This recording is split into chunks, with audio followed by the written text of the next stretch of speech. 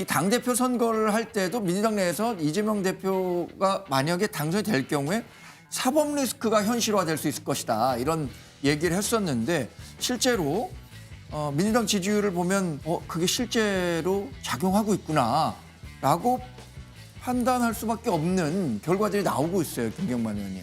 지금 말씀하신 대로 사법 리스크 현실화, 민주당 내에서도 민주당을 아끼시는 분들도 가지고 있는 것이 사실입니다. 검찰의 구속영장 청구, 사실은 두 가지 이유가 있다라고 생각이 들어요. 예. 그 첫 번째가 체포동의안 끌고 감으로 해서 부결을 연출해서 이재명 방탄 프레임을 씌워서 민주당 내에서 갈라치기하고 무력화해서 예. 결과적으로 지지율을 떨어뜨리고 국민적 피로도를 증가시켜서 여당이 총선에 승리하기 위한 이런 과정 아니냐. 사법 리스크를 최소화하면서 민주당을 중심으로 해서 단결해야 된다. 이런 여론이 많다는 것도 분명히 드리겠습니다. 아직 총선이 1년 이상 남았기 때문에 이 여론이 계속 간다고는 할 수 없지만 만약에 이재명 당대표를 둘러싼 이런 사법 리스크가 장기화된다면 민주당으로서 상당히 부담스러울 거 아닙니까, 김 의원님? 우리가 총선 승리하는 것이 또 당의 역할이기 때문에 예. 그런 면에서 당이 집중해야 될 것은 민생과 경제 살리기에 올인해야 된다. 사법적인 부분은 또 사법적인 부분으로 일치 단결해서 대응해야 되고 민생이 파탄나고 난방비가 폭탄 맞고 이자라든지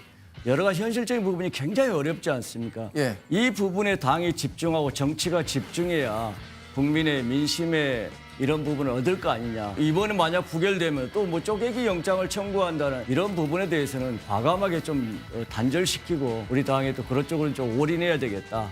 그래서 국민과 이반된 민심을 좀 얻어야 되겠다. 이런 의견도 많다는 것입니다. 네.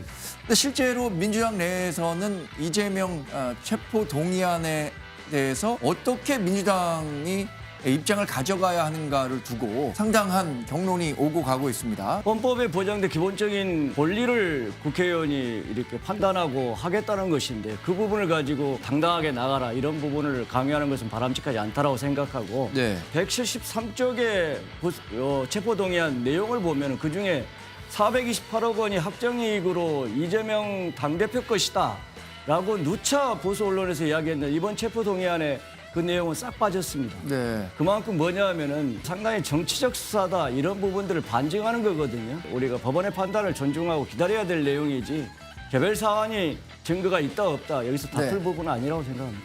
김경만 의원님, 이게 28명이 네. 이탈하면 체포동의안이 부결된다고 하잖아요. 네.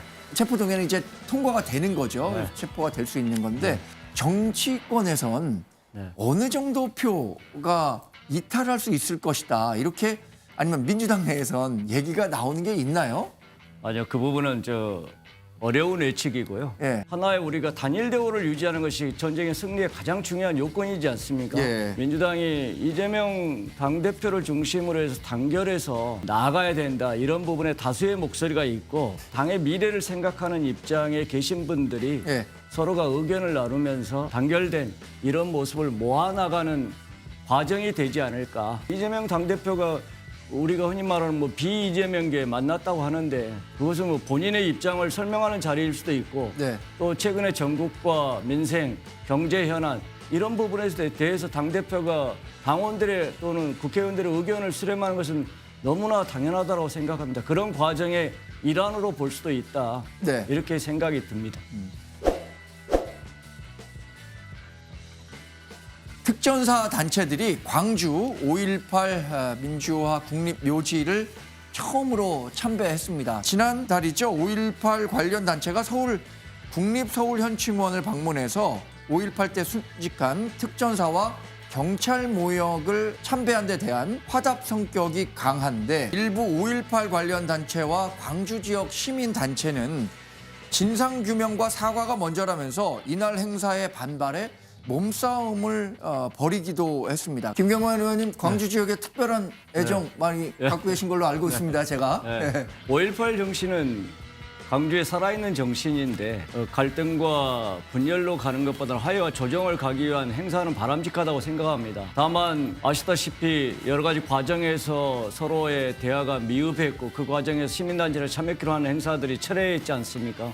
그럼에도 불구하고 선언식 이후에 5.18 묘지 참배를 계획을 했는데 뜬금없이 전에 임원들만 살짝 몰래 5.18 묘지를 참배했단 말이죠. 그런 면이 오히려 시민단체와 관계자들의 공분 또 5.18 어머니의 공분을 사게 됐지 않는가 생각하고 네. 어쨌든 정말로 오랜 역사입니다마는 이 부분은 치유해야 될 부분이기 때문에 5.18 어머니라든지 부상자 이런 분들과 진정 어린 화합과 이런 부분이 우선 돼야 되지 않느냐. 그러고 난 다음 행사를 진행해도 늦지 않다. 네. 이렇게 생각하면서 근본 행사는 참 안타깝게 생각을 합니다. 네.